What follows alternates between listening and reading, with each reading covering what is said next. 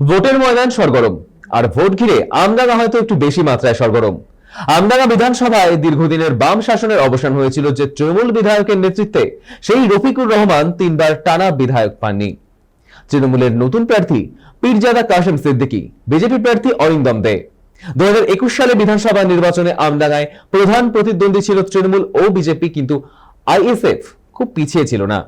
জন্মলগ্নে আমডাঙ্গায় তাদের প্রার্থী জামাল উদ্দিন পেয়েছিলেন 50,000-এরও বেশি ভোট। আমডাঙ্গায় আইএসএফ এর এবারের প্রার্থী বিশ্বজিৎ মাইতি, যার জয়ের ভালো সম্ভাবনা রয়েছে। ত্রিমুখী প্রতিদ্বন্দ্বিতার মধ্যে আইএসএফ প্রার্থী বিশ্বজিৎ মাইতি তার জয়ের সম্ভাবনা এবং তার নির্বাচনী ইস্যুর খুঁটিনাটি জানালেন খোলামেলাভাবে। সময় কলকাতাকে মুখোমুখি বেশ কিছু চমকপ্রদ জানালেন বিশ্বজিৎ মাইতি, দিলেন কিছু অভিনব ইঙ্গিত। বিশ্বজিতের বিশ্ব এখন আমডাঙ্গা, সেই বিশ্বকে কিভাবে হাতের মুঠোয় আনতে চাইছেন তিনি, তার একটি সাক্ষাৎকার রইল।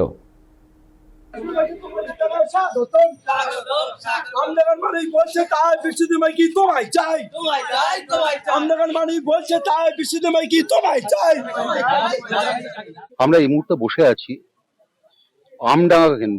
আমডাঙ্গা বিধানসভা কেন্দ্রের আইএসএফ প্রার্থী বিশ্বজিৎ মাইতির সঙ্গে।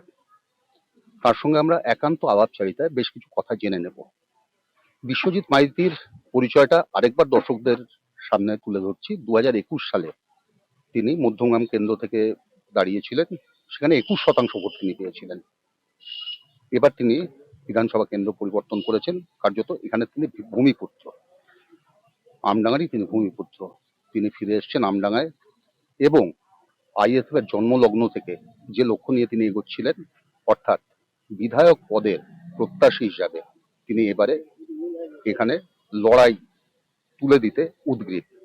আমরা তার কাছে জেনে নেব এই এলাকার সমস্যা কি, তার জেতার সম্ভাবনা এবং সার্বিকভাবে তিনি কি ভাবছেন এই বিধানসভা কেন্দ্র নিয়ে।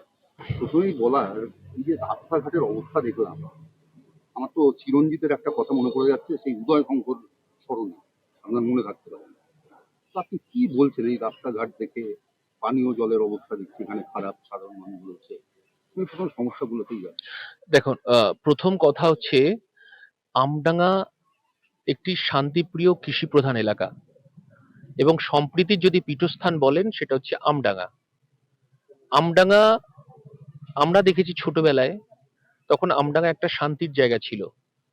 যে আমডাঙ্গায় আমার আজানের সকালবেলা ভোরের বেলা আজানে আমাদের ঘুম ভেঙে আমরা পড়তে বসতাম, আর যে আমডাঙ্গায় করুণাময়ী মন্দিরের মতো একটা পীঠস্থান, চারিদিকে সংখ্যালঘু মুসলমান ভাইদের বাস, আমার সেই মন্দিরে কখনো কোনোদিন সাম্প্রদায়িক বিভেদ কোনোদিন হয়নি। এই যে একে অপরের পরিপূরক হয়ে আমরা বেঁচে আছি। চণ্ডীগড়ে চলে যান, চণ্ডীগড়ে একটা দেওয়ালে মন্দির, একটা দেওয়ালে মসজিদ, এই সম্প্রীতি আর কোথায়? কিন্তু আজকে আমডাঙ্গা তার গরিমা হারিয়েছে, আমডাঙ্গা তার ঐতিহ্য হারিয়েছে, আমডাঙ্গা তার অহংকার হারিয়েছে। 2011 সালে এই আমডাঙ্গার মানুষই প্রথম পরিবর্তন করে নতুন ভাবনা ভেবেছিল যে আমডাঙ্গাকে হয়তো একটা উচ্চ শিখরে পাঠাবে। কিন্তু আমরা এখন বুঝতে পারছি, যুব সমাজ, ছাত্র সমাজ বুঝতে পারছি, যে আমডাঙ্গায় হাসিম আব্দুল হালিম দীর্ঘ 29 বছর এখানকার মানুষ ভোট দিয়েছেন, তাকে কখনো হিন্দু মুসলমান করতে হয়নি। তিনি বিশ্ব দরবারে আমডাঙ্গাকে প্রতিষ্ঠিত করেছেন এবং তিনি দীর্ঘ বামফ্রন্ট আমলে তিনি স্পিকারের পদ অলঙ্কিত করেছেন। আমাদের একটা গর্বের বিষয় ছিল। যে সমস্ত স্কুল কলেজগুলো স্কুল ছিল, সেই স্কুলগুলোর একটা আলাদা ঐতিহ্য ছিল। মানে আমাদের শহরের বারাসাত শহর সহ আশেপাশের শহরের স্কুলগুলোর থেকে ঠিক সমভাবে এই স্কুলগুলোতেও ঠিক মাধ্যমিক উচ্চ মাধ্যমিক পঠন পাঠনের ক্ষেত্রে এককভাবে পাল্লা দিয়ে চলতো। সেই গরিমা আজকে অতীত। আজকে এই আমডাঙ্গায় রাস্তাঘাট তো পরের কথা, যদি আমার ইজ্জত না থাকে, যদি আমার মান সম্মান না থাকে, আমি যদি সুষ্ঠুভাবে বসবাস করতে না পারি, তাহলে রাস্তাঘাট তো তার পরের মানুষের চাহিদা, উন্নয়নের চাহিদা। এই আমডাঙ্গার মানুষের এখনো আপনি যদি ঘুরে দেখেন, বিভিন্ন পঞ্চায়েতে পুলিশ ক্যাম্প করে পাহারা দিতে হচ্ছে সমাজ বিরোধীদের দৌরাত্ম্য। কারণ এই আমডাঙ্গার মানুষের শান্তি হারিয়েছে 11 সালের পর থেকে।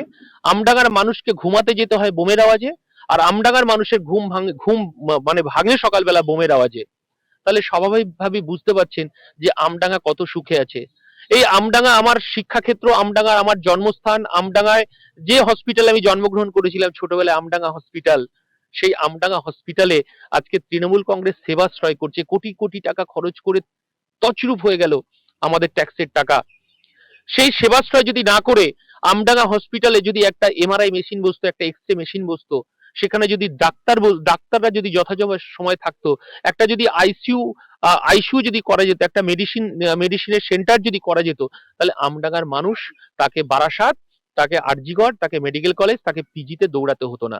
এই আমডাঙ্গাতে সরকারি হসপিটাল, সরকারি স্বাস্থ্য কেন্দ্রগুলো তাদের বেহাল দশা। সেখানে ছাগল বাস করছে, সেখানে মুরগি বাস করছে, সেখানে বিড়াল বাস করছে, জঙ্গল হয়ে পড়ে রয়েছে। ডাক্তার তো দূরের কথা, স্বাস্থ্যকর্মী যারা অঙ্গনারী কর্মী তাদেরকে দিয়ে চিকিৎসা করানো হচ্ছে, যারা আশা কর্মী তাদেরকে দিয়ে চিকিৎসা করানো হচ্ছে। একটা গর্ভবতী মা এই আমডাঙ্গার প্রত্যন্ত গ্রাম থেকে তার প্রসব যন্ত্রণা নিয়ে যদি রাস্তা দিয়ে যায়, রাস্তাতেই প্রসব হয়ে যাওয়ার উপক্রম। এইরকম একটা কঠিন পরিস্থিতির মধ্য দিয়ে আমডাঙ্গা বিরাজমান। আমডাঙ্গায় আমরা জানি, আমার অল্প শিক্ষিত ভাইরা, আমরা বেসরকারি উদ্যোগকে স্বাগত জানাতেই পারতাম, কিন্তু এই বেসরকারি এবং সরকারি লিলি বিস্কুটের মতো ফ্যাক্টরি, সেই লিলি বিস্কুট ফ্যাক্টরির জমিকে প্রমোটিং করা তৃণমূল কংগ্রেসের যে সমস্ত সিন্ডিকেট বাহিনী করতে চলেছে, আমরা বলতে চাইছি কারখানার জমিতে কারখানা করতে হবে। লিলি বিস্কুটের জমিতে কারখানা করে সেখানে বেকার, অল্প শিক্ষিত বেকারদের কাজের ব্যবস্থা করে দিতে হবে। বারাসাতে রিজেন্টের মতো, বামুনগাছিতে রিজেন্টের মতো হাব হয়েছে, হাজার হাজার মায়েরা, তারা অল্প শিক্ষিত আমার ভাইরা সেখানে কাজ করে রুটি রুজি করছে। আমডাঙ্গার বৃহৎ অঞ্চল জায়গা, ফাঁকা জায়গা পড়ে রয়েছে, সেখানে কি আমরা এইরকম শিল্পের হাব করতে পারতাম না? যেহেতু আপনি প্রত্যেকটা বাড়িতে বাড়িতে যান, এমব্রয়ডারি মেশিন চলছে, তাহলে আমরা এখানে শিল্পের হাব করতেই পারতাম। আমি যদি দত্তপুকুরে ফিরে যাই, দত্তপুকুরে দত্তপুকুর 1, দত্তপুকুর 2, কাশিমপুর, সেখানে একটা স্টেডিয়ামের প্রয়োজন। আচ্ছা, সংবাদ মাধ্যমকে আমি প্রশ্ন করতে চাই, একজন এমএলএ বা একজন এমপির এমএলএ ল্যাডে কখন একটা স্টেডিয়াম হতে পারে বিজ্ঞানসম্মত? সেইখানে মানুষের চোখে ধুলো দিয়ে কিছু পাঁচিল তৈরি করছে এমএলএ এমপির টাকা দিয়ে। রাজ্য বাজেটে কেন সেখানে স্টেডিয়াম হলো না? স্টেডিয়ামকে কেন্দ্র করে অডিটোরিয়াম হবে, স্টেডিয়ামকে কেন্দ্র করে একটা মার্কেট হবে যেখানে বেকার যুবকরা কাজ পাবে। আজকে দত্তপুকুর স্টেশনের লাইট 11টার পর বন্ধ হয়ে যায়, কেন বন্ধ হয়ে যায়? কে উত্তর দেবে? সেখানে কোনো শেড নেই, 3 নম্বর প্ল্যাটফর্মে টিকিট কাউন্টার নেই।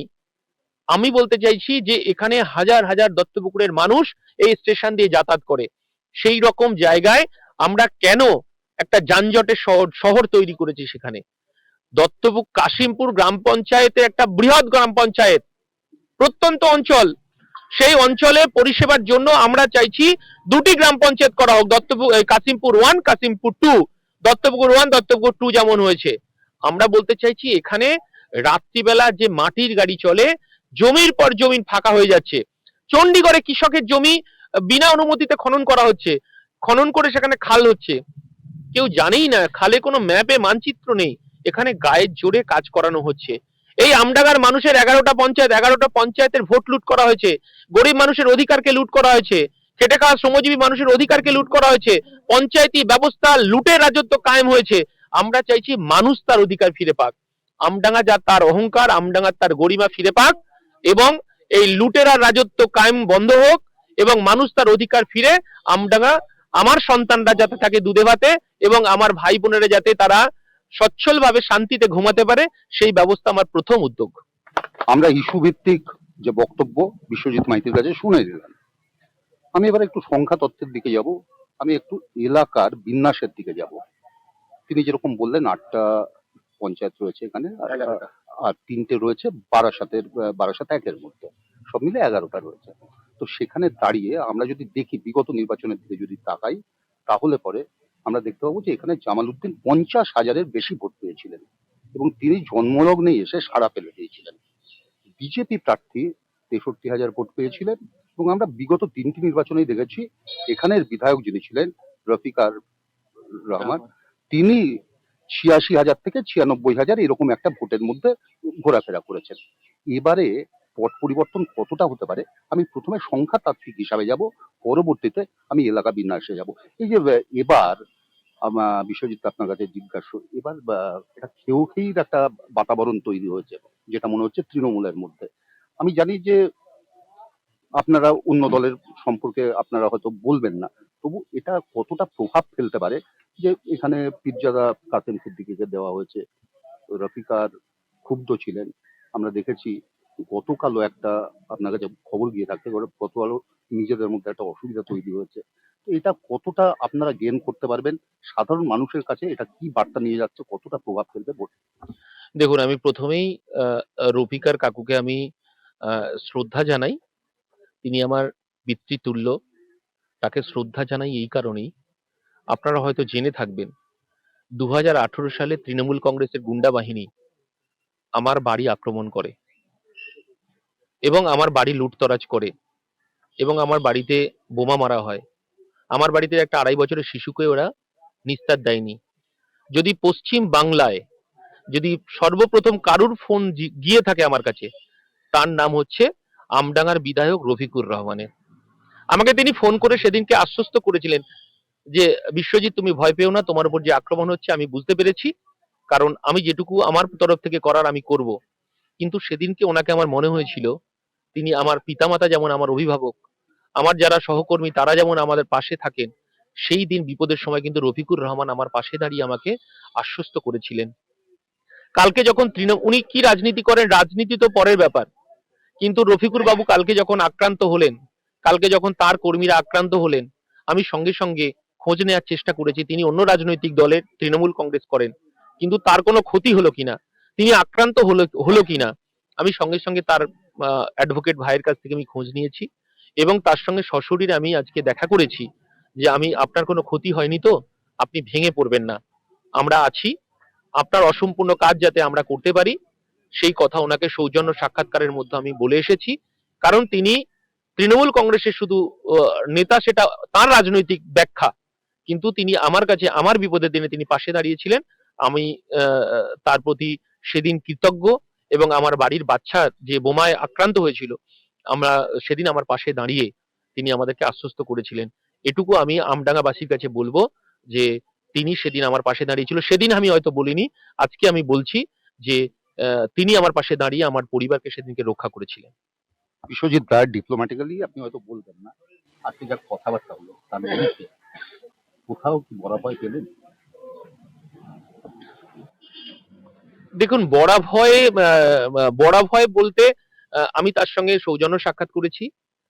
তিনি তৃণমূল কংগ্রেস করেন, তিনি অবশ্যই তৃণমূল কংগ্রেস করবেন, ঠিক আছে। তিনি আমাকে শুধু পুত্র সম হিসাবে বললেন তুমি লড়াই চালিয়ে যাও এবং আম, আগামী দিনে তুমি আরো বড় হও। তিনি পিতৃ সম হিসাবে আমার পিতৃ সম হিসাবে যিনি যেটুকু আশীর্বাদ করা সেটুকুই করেছেন। তিনি তো অন্য রাজনৈতিক দলে, তিনি কেন আমাকে আশ্বাস দেবেন? ৬৩,০০০ ভোট গতবার বিজেপি পেয়েছিল। এই ভোটটা অভাবিতভাবে এরকম হঠাৎ করে প্রায় ৫৫-৬০,০০০ ভোট বেড়ে গেল। এটাকে আপনি কিভাবে অ্যানালাইজ? আহ, বিষয়টা হচ্ছে, দেখুন, আমডাঙ্গার সঙ্গে পশ্চিমবঙ্গের অন্যান্য বিধানসভাকে গোলানো যাবে না। আমডাঙ্গায় 29 বছরের বিধায়ক ছিলেন হাসিম আব্দুল হালিম, কোনোদিন হিন্দু মুসলমান করতে হয়নি। তো আজকে আমাদেরকে এই আমডাঙ্গার মানুষের কাছে আমি হিন্দু আমাকে প্রমাণ করতে হচ্ছে, আমার পাশের বাড়ি যিনি নামাজ পড়তে যান তাকে প্রমাণ করতে হচ্ছে আমি মুসলমান। আমি বলতে চাইছি, আমার এই গ্রামীণ এলাকায় আমাদের হাট বাজার চায়ের দোকান, আমরা একে অপরে বসে আমরা আলাপ আলোচনা করি। আমার পুজোতে মুসলমান ভাইরা আসেন, আমরা ঈদের অনুষ্ঠানে তাদের বাড়িতে যাই। এটাই হচ্ছে আমডাঙ্গার সম্প্রীতি এবং আমডাঙ্গার ঐতিহ্য। এবং আমডাঙ্গায় যদি কেউ সাম্প্রদায়িক বীজ বপন করতে আসে বা সাম্প্রদায়িক কথাবার্তা বলতে আসেন, আমডাঙ্গার মানুষ ক্ষমা করবে না, আমডাঙ্গার মানুষ মেনে নেবে না। কারণ আমডাঙ্গা সম্প্রীতির জায়গা, আমডাঙ্গা বৃহৎ করুণাময়ী। আমার কর্মীরা বলছে, দাদা আমডাঙ্গা করুণাময়ীকে কেন্দ্র করে একটা পর্যটন শিল্প গড়ে তুলতে হবে।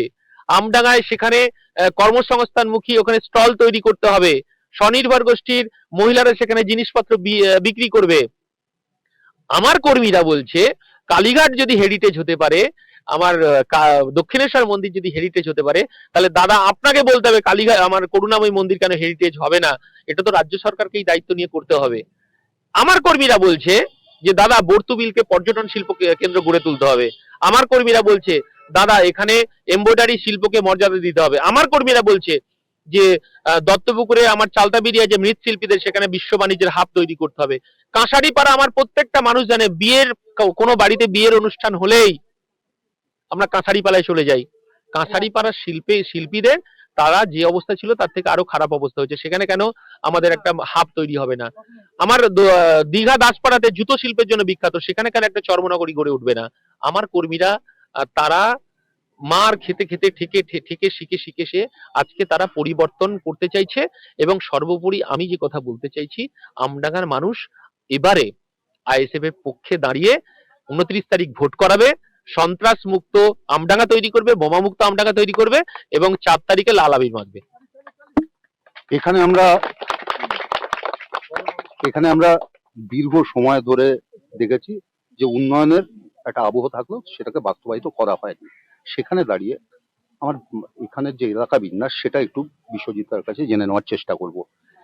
বারাসাতে যে তিনটে অঞ্চল রয়েছে, কাছেরপুর ও দত্তপুকুরের মধ্যে যে তিনটে অঞ্চল, সেখানে জনবিন্যাস এবং আইএসএফ এর সেখানে পাইপতলায় মাটি এবং এখানে রাস্তা অঞ্চলের মাটি একটু আলাদা কিছু অনুভব করছেন? দেখুন, আমাদের দলের চেয়ারম্যানের নাম নওশাদ সিদ্দিকী। আপনাদের মতো একটা সাংবাদিক তাকে প্রশ্ন করেছিল যে আপনি তো সংখ্যালঘু মুখ, আপনি সংখ্যালঘুদের জন্য কি করতে চান?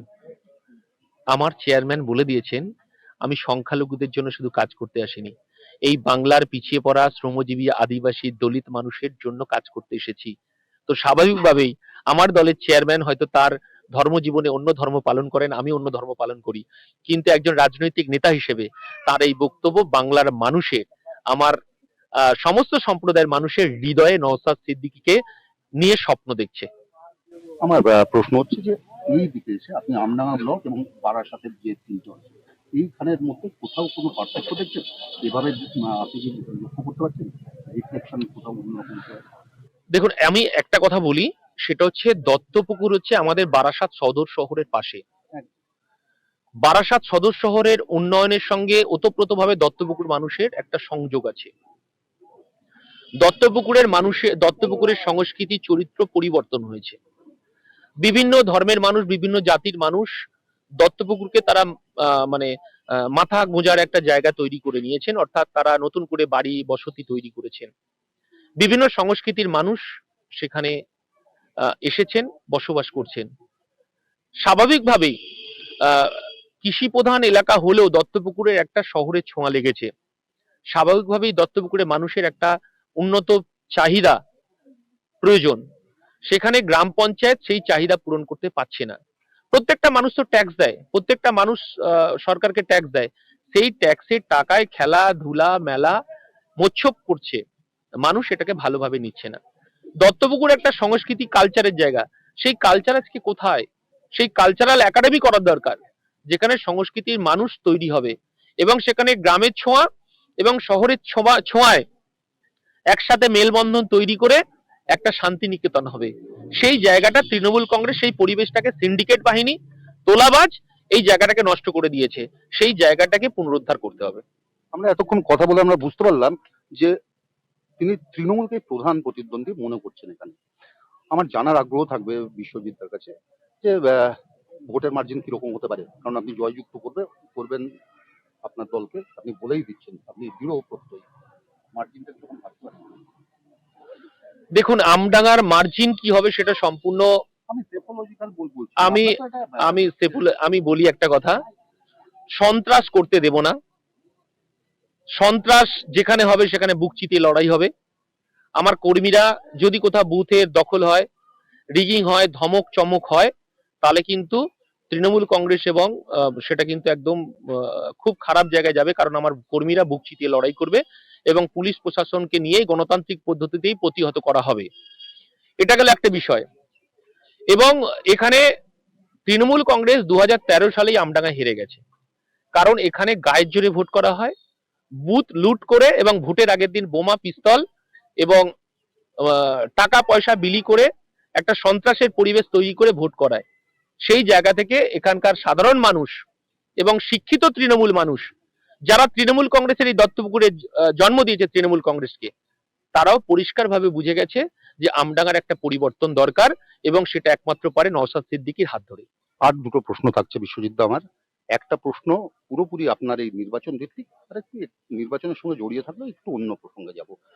আমার যে প্রশ্নটা থাকছে যে এইখানে আপনাদের আহ, আমি দেখলাম লাল পতাকাও কিছু আপনার মিছিলে রয়েছে, কিন্তু গতকালই নওশাদ সিদ্দিকী বলেছেন আমরা অন্য দলের লেজুর হয়ে থাকবো না, কে কোথায় দাঁড়াবেন সেটা বামফ্রন্ট ঠিক করে দিতে পারে না। আপনার এ নিয়ে কি বক্তব্য? এখানে কি আঞ্চলিকভাবে গাঁটছড়া একটা কাজ করবে? দেখুন, আমি একটা কথা বলি, বিষয়টা আপনারা হয়তো জানেন, আমি বামপন্থী ঘর থেকে ছোট থেকেই লাল ঝান্ডাকে দেখে এসেছি, লাল ঝান্ডা কাঁধে বহন করেছি।